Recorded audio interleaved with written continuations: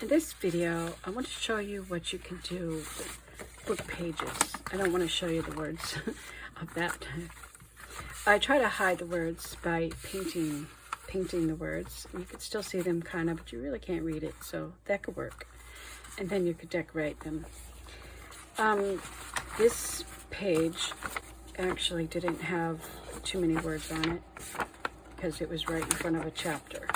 So that I could just ink up the edges and add some ephemera. Now I could use this as a whole page, or I could cut it in half and put these on different pages or add more stuff to it. So that's another thing you can do with book pages. Here I had, it was kind of an empty, was it the front of the book or the back of the book, or probably the front of the book. And it was pretty much blank. It did have something right here, so I hid that. I did a little bit of word stamping. You really can't read the font. It's very small and very fine. I'd have to have a magnifying glass to see what it even says. And I just added some ephemera and some stamping, and that looks really pretty. I'm very new to journal making, so this is not a tutorial video. One of the best ways to learn something is to just jump in and try it. Every experience is a learning one.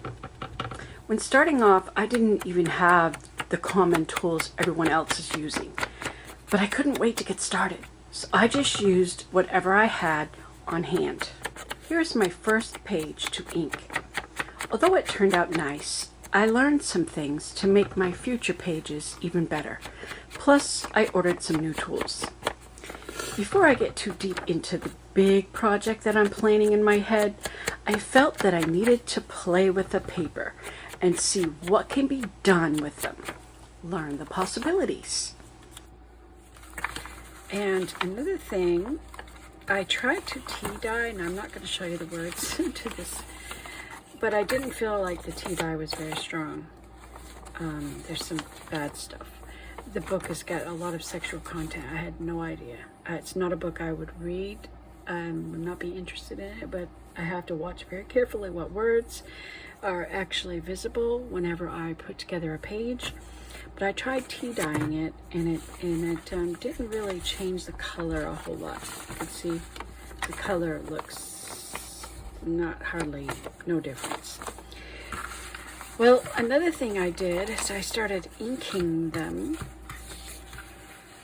with the only color that I had that I thought would work, and it is from Stampin' Up, and it's cinnamon cider. I work with, what you have, and I use a little cheap sponge like this and just sort of like this. Actually, I did it on a paper like this, and I would ink it like this. That's why this paper looks like that. I would ink it. Sometimes I put a little bit in the middle. And then I pulled out my black ink and my pretty stamps, and I started anything that looks vintage or old. Keys, clocks, swirly designs. This is actually an arm of a clock from my clock set stamps. And those papers turned out really, really pretty. And so I wound up using them, my homemade ephemera. But I wound up using them in a junk journal. And I'm going to show you some of those pages.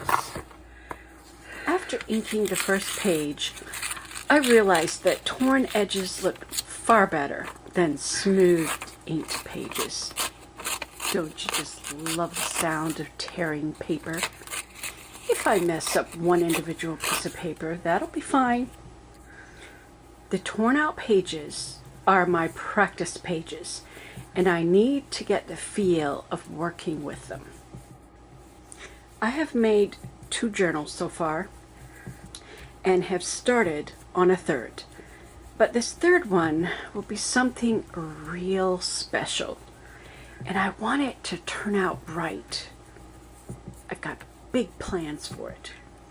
So in this video, I'm just getting my feet wet. so that I can learn to swim. And that is how I learned. That's pretty much how I do everything. Just jump in and do it and learn in the process. Sometimes you just have to play with your paper and do a little experimenting to see what you like. One idea then leads to another until you find the methods you enjoy and the results you like. Oh, I'm trying to not make so much noise. This stamp doesn't ink as well. It doesn't give me a good print, but I still like it. Now this spiral stamp makes a good dark print. They're in a set together. They're an older Stampin' Up! Stamp, but I like the old style prints. I got the set from a former Stampin' Up! Demonstrator. How beautiful. I like this old look. Let's make some more. I am alternating the spiral pattern, turning it each time.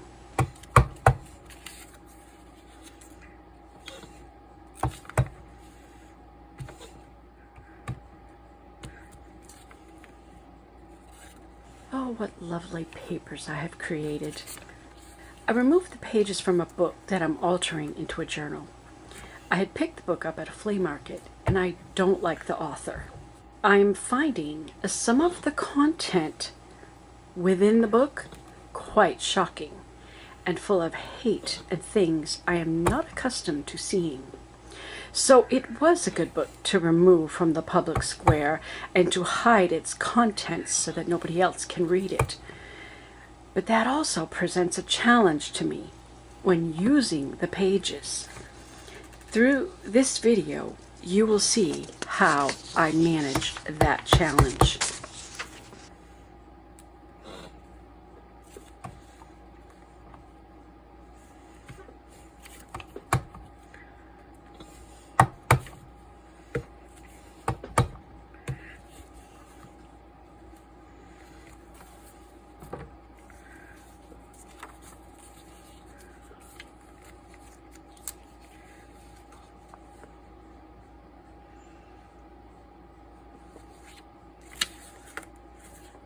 Here is one of the pages. I just love that color.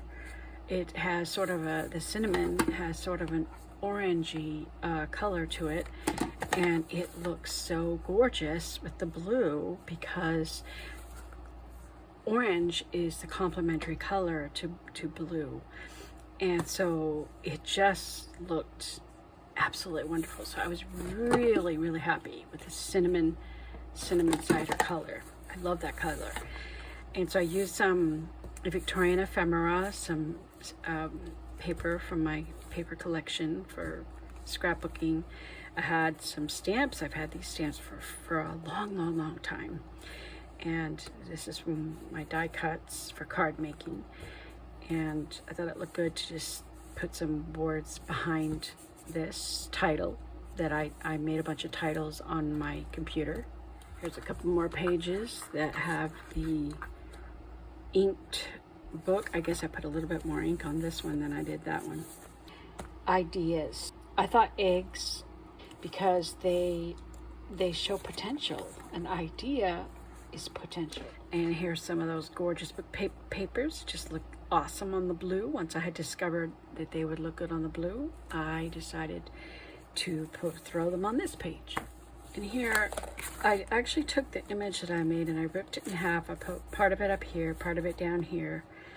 It's from the same page. I really loved that flower and a spiral design. And so I used little bits and pieces to go under my labels.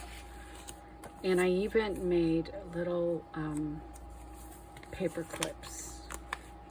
Except I did this one wrong. You're supposed to put the small side on. You're supposed to put the small side on front, and the big on the back. This one is done right, and I did the pages just kind of the same. But I think these pages look pretty cool. Oops, yeah. Okay. That's just to help hold these in place. I did like 4 pages just like that. Here I combined them with other papers and some images that have orange in them that came from an old calendar. And this page, I inked it. I wasn't happy with it, so I used some cream colored paint and just kind of went over it.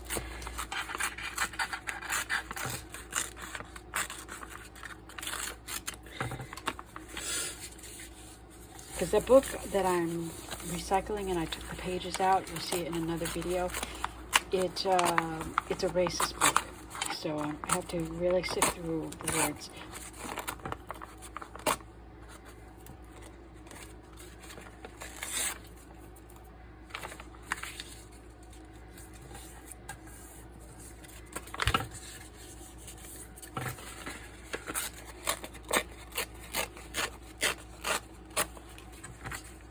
Excuse the sniffles.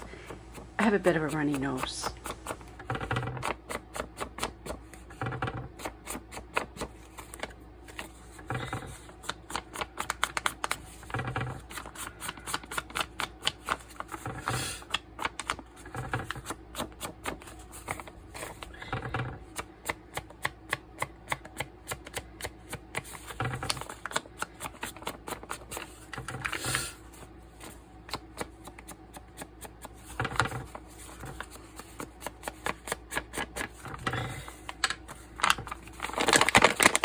Wrinkling the paper.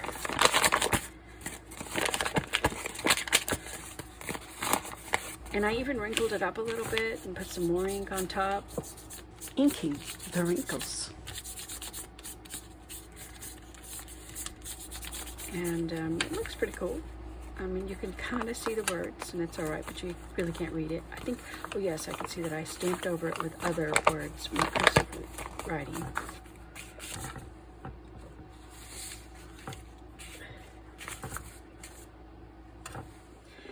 Here, you don't hardly see many of the words. I just inked it and I covered it up with a label that I from one of my stamps. I just had fun playing with the paper, and I decided to use the words. I know they're going this way, not that way, so these are words.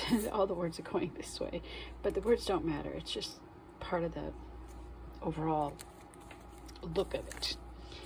And speaking of book pages, I took a book page and I made this little envelope. Now, when I started to look at the words, I was like, oh, there's a lot of sexual content here. So I had to hide a lot of the words. I tried to paint it, but the words were showing up. So I glued some paper to it to hide it. And of course, I covered up a lot of the words with the little decorations. Cats are playful, cats are fun, cats are mysterious, cats are posh. Just different things about cats. And this is filled with little images of, there's simple kitties, and then there's Victorian kitties that she can color, and then she can glue them wherever she wants.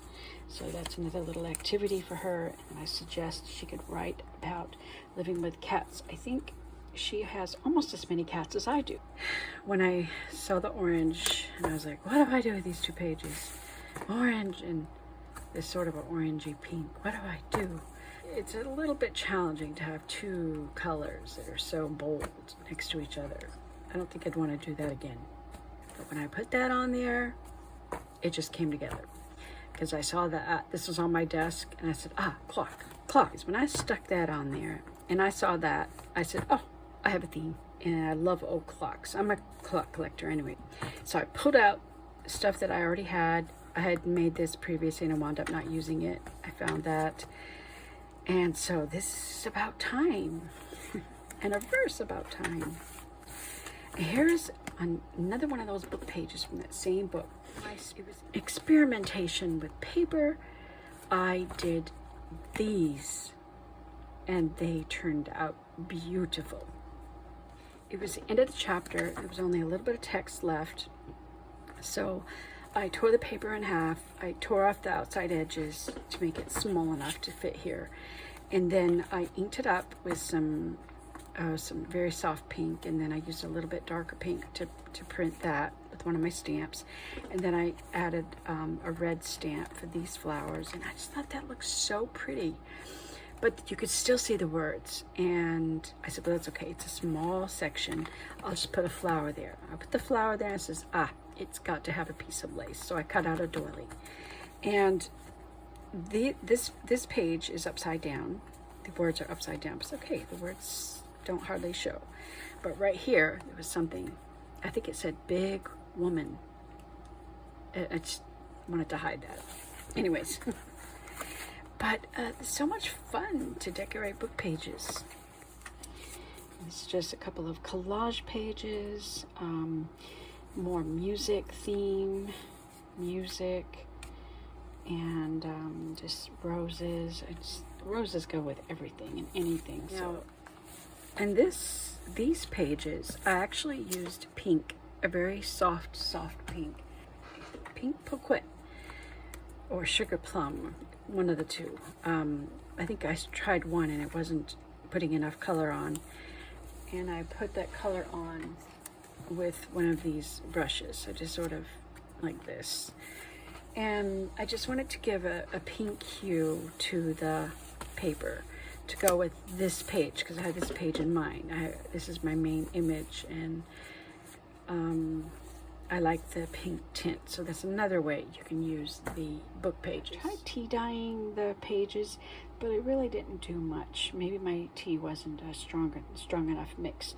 So I used a little bit of pink around the edges, and then this page I tore it in half.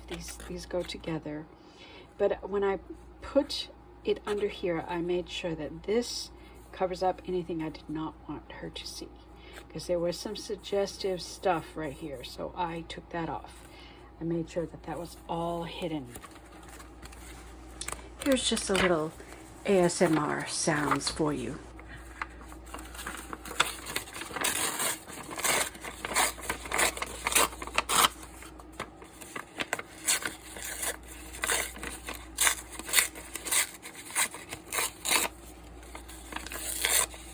Tearing paper.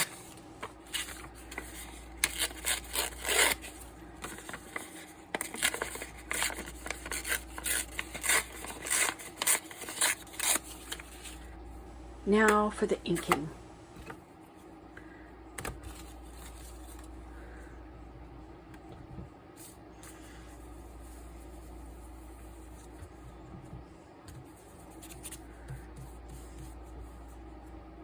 My table isn't quite level, so my base wobbles. If my table were a better table.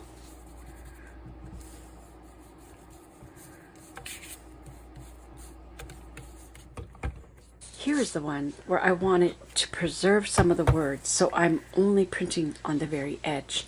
Believe it or not, I actually found a few usable words in that racist book that I'm repurposing. I want these words to show through because I do have a purpose for them. So this is sort of a Bible themed page, or a page from a Bible. They're not actually from a Bible. I looked at one of my old Bibles and tried to find a page that wasn't marked up, and this was one in Psalms. I did have this verse underlined, but that's okay. So I just photocopied the page, and then I ripped it up and I inked it around to be able to put some actual looks like Bible pages. This came out of another book, and I saw the expression we heard about her church, so I just thought that would go with my church. The pages I showed you are from a journal I made for a teenager, one of my granddaughters. I haven't decided whether to share the full book flip through or not, as it was a learning experience for me with a lot of experimentation. I did share a flip through of the first journal that I created because I was quite proud of it. It was a mother's journal. I liked it better because it did have an overall theme throughout most of the book, and the colors had a limited palette, making it far more easier to work with. Now I want to try some other ink colors to see how they will look. I'm sure I'll be doing lots more experimentations before I get too far into the next project. Not everything works out right the first time. That is why we experiment or play. Just play, have fun, try new things, and enjoy the process. I hope you enjoyed learning alongside me as I venture into this new craft of journal making. Thanks for watching.